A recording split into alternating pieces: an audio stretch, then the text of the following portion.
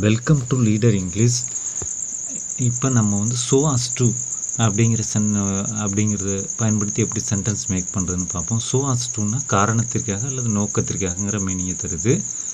இதுக்கான example sentence, I worked yesterday so as to finish my pending work.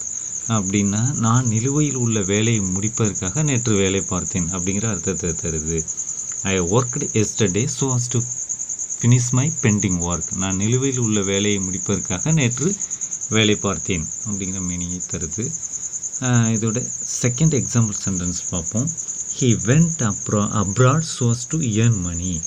அவர் அயல்நாட்டிற்கு பணம் சம்பாதிப்பதற்காக சென்றார் அப்படிங்கிற அர்த்தத்தை தருகிறது. He went abroad so as to earn money. அவர் வெளிநாட்டிற்கு பணம் சம்பாதிப்பதற்காக சென்றார் அப்படிங்கிற மீனிங்கை தருகிறது. அடுத்து next, not only but also அப்படிங்கிறத பயன்படுத்தி எப்படி சென்டென்ஸ் மேக் பண்ணுறதுன்னு பார்ப்போம். நாட் ஓன்லி பட் ஆல்சோ அப்படின்னா அது மட்டுமல்ல இதுவும் கூட அப்படிங்கிற அர்த்தத்தை தருது. இதுக்கான example sentence, C not only speaks Tamil but also English. அவள் தமிழ் மட்டுமல்ல ஆங்கிலமும் கூட பேசுகிறாள் அப்படிங்கிற மீனிங்கை கொடுக்குது. C not only speaks Tamil but also English. அவள் தமிழ் மட்டுமல்ல ஆங்கிலமும் கூட பேசுகிறாள் அப்படிங்கிற அர்த்தத்தை தருகிறது. அடுத்தது second example sentence, Amita is not only beautiful but also clever. Amita அழகானவள் மட்டுமல்ல புத்திசாலியும் கூட அப்படிங்கிற மீனிங்கை கொடுக்குது. Amita is not only beautiful but also clever. Amrita அழகானவள் மட்டுமல்ல புத்திசாலியும் கூட அப்படிங்கிற அர்த்தத்தை கொடுக்குது. அடுத்தது இப்சோ அப்படிங்கிறத பயன்படுத்தி எப்படி சென்டென்ஸ் மேக் பண்ணுறதுன்னு பார்ப்போம். இப்சோ அப்படின்னா அப்படி என்றால் அது அப்படியானால் அப்படிங்கிற அர்த்தத்தை தருகிறது.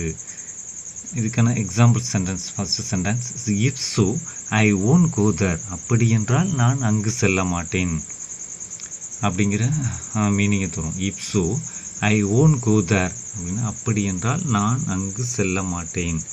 ஐ ஓன்ட் கோ தேர் அல்லது ஐ வில் நாட் கோ தேர்னு சொல்லலாம். If so I won't go there, அப்படி என்றால் நான் அங்கு செல்ல மாட்டேன்.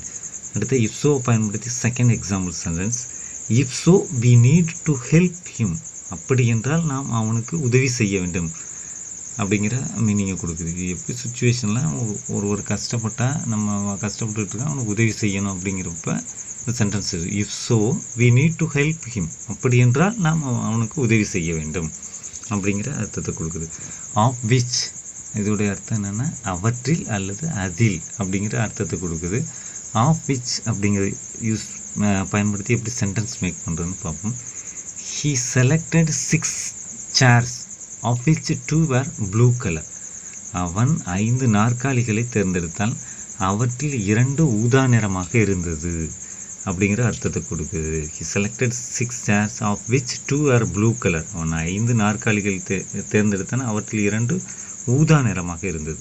அடுத்து next example sentence, I answer 200 questions of which 20 were incorrect.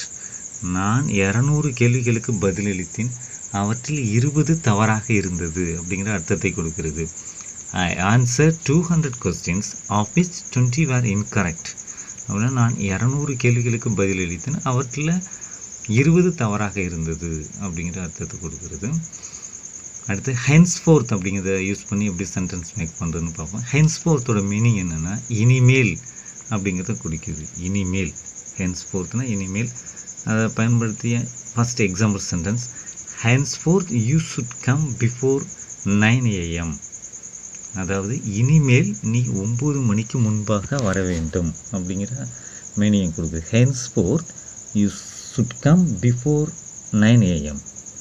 இனிமேல் நீ 9 மணிக்கு முன்பாக வர வேண்டும் அப்படிங்கிற அர்த்தத்தை கொடுக்கிறது. அடுத்து second example sentence, henceforth we have to go to college by bus.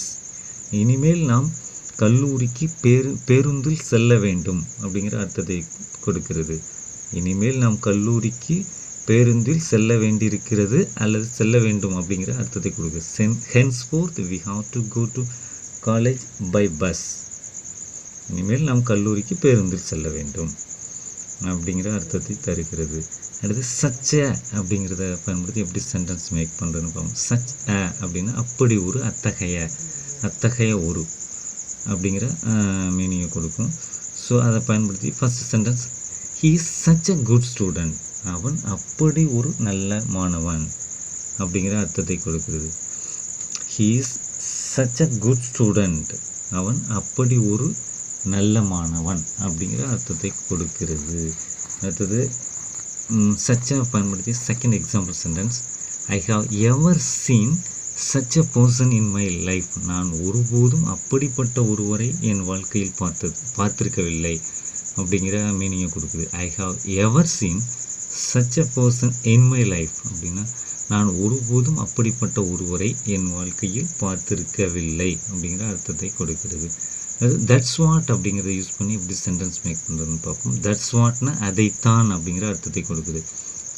First example sentence that's what they did, அதைத்தான் அவர்கள் செய்தார்கள் அப்படிங்கிற மீனிங்கை கொடுக்குது. தட்ஸ் வாட் தே டிட் அப்படின்னா அதைத்தான் அவர்கள் செய்தார்கள் அப்படிங்கிற அர்த்தத்தை கொடுக்கும்.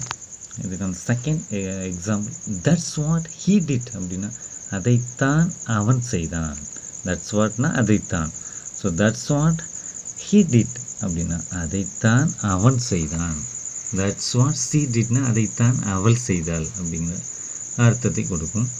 அந்த third example sentence that's what we are doing அப்படின்னா அதைத்தான் நாம் செய்து கொண்டிருக்கிறோம். தட்ஸ் வாட் அப்படின்னா அதைத்தான். So that's what we are டூயிங்னா அதைத்தான் நாம் செய்து கொண்டிருக்கிறோம் அப்படிங்கிற அர்த்தத்தை தருகிறது. That's what we are doing, அதைத்தான் நாம் செய்து கொண்டிருக்கிறோம் அப்படிங்கிற மீனிங்கை கொடுக்குது. தேங்க்ஸ் ஃபார் வாட்சிங். Please subscribe my channel. Thank you.